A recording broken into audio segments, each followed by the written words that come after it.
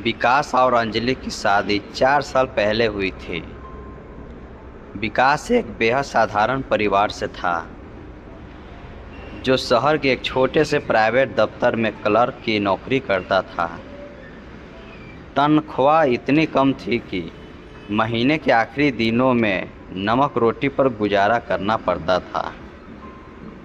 लेकिन अंजलि के सपने बहुत बड़े थे। वह प्रशासनिक सेवा यूपीएससी में जाकर कमिश्नर बनना चाहती थी। विकास जानता था कि अंजलि में काबिलियत है। उसने अपनी पत्नी के सपनों को अपनी ज़िंदगी का मकसद बना लिया। अंजलि को पढ़ाई में कोई कमी ना हो, इसलिए विकास ने अपनी नौकरी के साथ साथ रात में एक सिक्योरिटी गार्ड की पार्ट टाइम जॉब नौकरी भी शुरू कर दी। वह खुद फटे हुए जूते पहनकर दफ्तर जाता, पुराने कपड़ों में साल गुजार लेता, लेकिन अंजलि के लिए दिल्ली से महंगी किताबें और नोट्स मंगवाने में उसने कभी कसर नहीं छोड़ी। अंजलि भी उस वक़्त विकास के इस त्याग को देखकर रो पड़ती थी और कहती थी, विकास, तुम मेरी ज़िंदगी के भगवान हो। मैं जो कुछ भी बनूंगी तुम्हारी वजह से बनूंगी। कहते हैं कि मेहनत कभी बेकार नहीं जाती। आखिरकार वह दिन आ ही गया जिसका दोनों को इंतज़ार था। यूपीएससी का रिजल्ट आया और अंजलि ने पूरे देश में टॉप रैंक हासिल की। उसे उसकी काबिलियत के दम पर सीधे पुलिस कमिश्नर का पद मिला। शुरुआती कुछ दिन तो जश्न में बीते। विकास की खुशी का ठिकाना नहीं था। उसे लगता था कि उसके दुखों के दिन अब ख़त्म हो गए। लेकिन जैसे ही अंजलि की ट्रेनिंग शुरू हुई और उसके आसपास का माहौल बदला, धीरे धीरे उसकी बातचीत का लहजा भी बदलने लगा। अब उसके दोस्त बड़े बड़े आईएएस और आईपीएस अधिकारी थे। ट्रेनिंग ख़त्म होने के बाद अंजलि को उसी शहर में पोस्टिंग मिली जहां विकास नौकरी करता था। अंजलि अब लाल बत्ती की गाड़ी, सरकारी बंगले और गनमैन के घर में रहने लगी थी। विकास जब भी उससे मिलने की कोशिश करता, अंजलि के पीए की तरफ से जवाब मिलता कि मैडम अभी बहुत व्यस्त है। विकास को समझ नहीं आ रहा था कि उसकी अंजलि उससे दूर क्यों होती जा रही है। एक शाम विकास ने तय किया कि वह अंजलि के दफ्तर जाकर सीधे उससे बात करेगा। वह अपने साधारण, थोड़े मैले कपड़े और पुराने चप्पलों में ही कमिश्नर के आलीशान दफ्तर पहुंच गया। जैसे ही विकास खुद द्वार के अंदर जाने लगा, वहां तैनात पुलिस कर्मियों ने उसे रोक दिया। कहाँ जा रहे हो भाई? यह कमिश्नर साहब का दफ्तर है। यहाँ बिना इजाज़त कोई नहीं जा सकता, एक सिपाही ने झिझकते हुए कहा।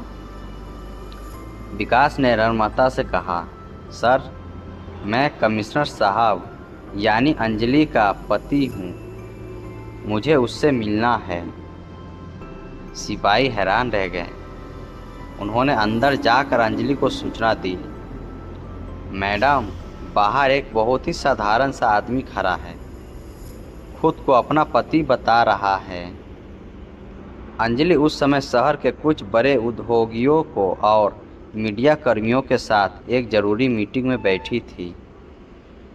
जैसे ही उसने सुना कि विकास इस हालत में वहां आया है, उसके चेहरे पर शर्म और गुस्सा एक साथ आ गए। उसे लगा कि इसने इतने रसूखदार लोगों के सामने एक मामूली क्लर्क को अपना पति बताने से उसकी साख खराब हो जाएगी। वह गुस्से में बाहर आई। उसके पीछे मीडिया के कैमरे और कई अधिकारी भी थे। विकास ने जैसे ही अंजलि को देखा, उसकी आंखों में आंसू आ गए। उसने आगे बढ़कर कहा, अंजलि, तुम घर नहीं आ रही थी तो मैं ही तुमसे मिलने। तभी अंजलि की ठंडी और कड़क आवाज़ गूंजी, रुको, तुम्हारी हिम्मत कैसे हुई अंदर आने की? और तुम मुझे किस हक से नाम लेकर बुला रहे हो? विकास स्तब्ध रह गया।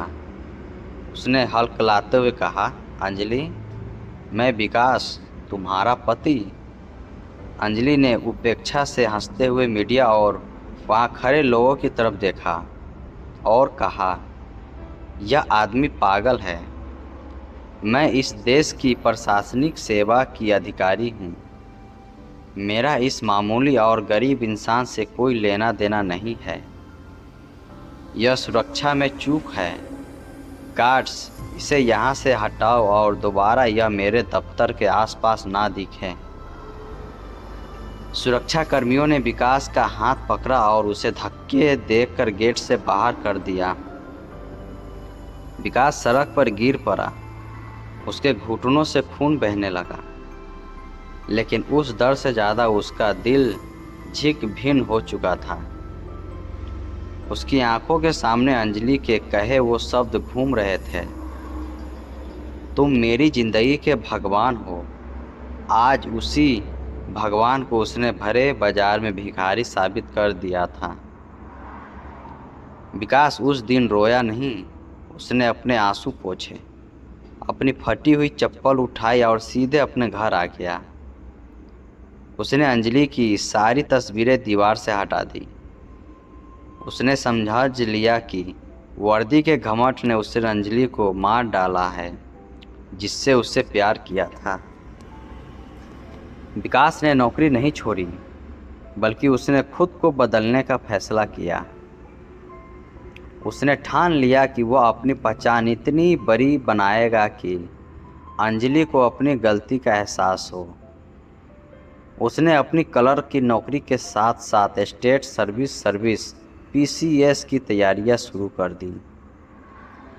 अब उसके पास ना सोने का समय था ना रोने का। रात रात भर मोमबत्ती की रोशनी में उसने पढ़ाई की। जो दर्द अंजलि ने दिया था, वही दर्द अब उसकी ताकत बन चुका था। 2 साल बीत गए। समय का पहिया हमेशा एक जैसा नहीं रहता। अंजलि अपनी सत्ता और रसूख के नशे में चूर थी। वही दूसरी तरफ विकास ने राज्य लोक सेवा आयोग की परीक्षा में पहला स्थान हासिल कर लिया। उसने ईमानदारी और मेहनत को देखते हुए सरकार ने उसे सीधे उसी जिले का बिजनेस डायरेक्टर और बिजनेस सचिव नियुक्त कर दिया। एक ऐसा पद जिसके अधिकारी क्षेत्र में सीधे तौर पर जिले के सभी पुलिस अधिकारी और कमिश्नर आते थे। एक दिन अंजलि के विभाग का भ्रष्टाचार और शक्तियों के दुरुपयोग के गंभीर आरोप लगे। मामले की जांच सीधे विजिलेंस विभाग को सौंपी गई। अंजलि को आदेश दिया गया कि वह विजिलेंस डायरेक्टर के सामने पेश होकर अपनी सफाई दे। अंजलि पूरे दंग से साथ विजिलेंस दफ्तर पहुंची। जैसे वह डायरेक्टर के केबिन में दाखिल हुई, सामने की आलीशान कुर्सी घूम रही थी। कुर्सी रुकी और उस कुर्सी पे बैठे शख्स को देखकर अंजलि के पैर तले जमीन खिसक गई। सूट बूट में सजे, चेहरे पर गजब का तेज लिए सामने विकास बैठा था। अंजलि के मुंह से अनजाने ने निकला, विकास, तुम? विकास की आंखों में ना तो गुस्सा था ना ही कोई तरफ। वहाँ सिर्फ एक गहरी खामोशी थी। उसने ठंडे लहजे में कहा, बैठिए कमिश्नर मैडम।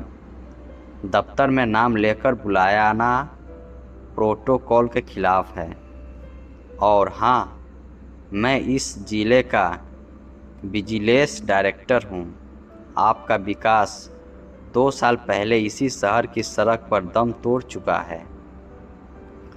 अंजलि को पुरानी सारी बातें याद आई। कैसे उसने विकास को पहचानने से इनकार किया था, कैसे उसे धक्के मार कर निकलवाया था। उसका सारा घमंड एक पल में चकनाचूर हो गया। वह कांपती हुई आवाज़ में बोली, विकास, मुझे माफ़ कर दो। सत्ता के नशे में मैं अंधी हो गई थी। मैं भूल गई थी कि आज मैं यहाँ हूँ, तुम्हारी बदौलत हूँ। विकास ने फाइल बंद की, अपनी कुर्सी से खड़ा हुआ और खिड़की के पास जाकर बोला, अंजलि, जब तुमने मुझे पहचानने से इनकार किया था तब तुमने सिर्फ एक पति का अपमान नहीं किया था, बल्कि उस त्याग, उस भरोसे और उस प्यार का कत्ल किया था जिसने तुम इस कुर्सी पर बैठाया था। पद और पैसा तो वापस आ सकते हैं, लेकिन मरा हुआ भरोसा कभी जिंदा नहीं होता। उसने अंजलि की तरफ देखा और कहा, जांच पूरी हो चुकी है, आपके खिलाफ सबूत मुख्ता है। आपको सस्पेंड करने का आदेश मुख्यमंत्री कार्यालय भेज दिया गया है। आप जा सकती हैं, कमिश्नर मैडम। अंजलि रोती हुई दफ्तर से बाहर निकल गई। उसकी लाल बत्ती, उसकी वर्दी और उसका घमंड सब कुछ छीन चुका था। विकास ने खिड़की से उसे जाते हुए देखा। उसके दिल में कोई बदला लेने की भावना नहीं थी, बस एक संतोष था कि वक्त ने उस गरीब पति का खोया हुआ आत्मसम्मान उसे वापस लौटा दिया था।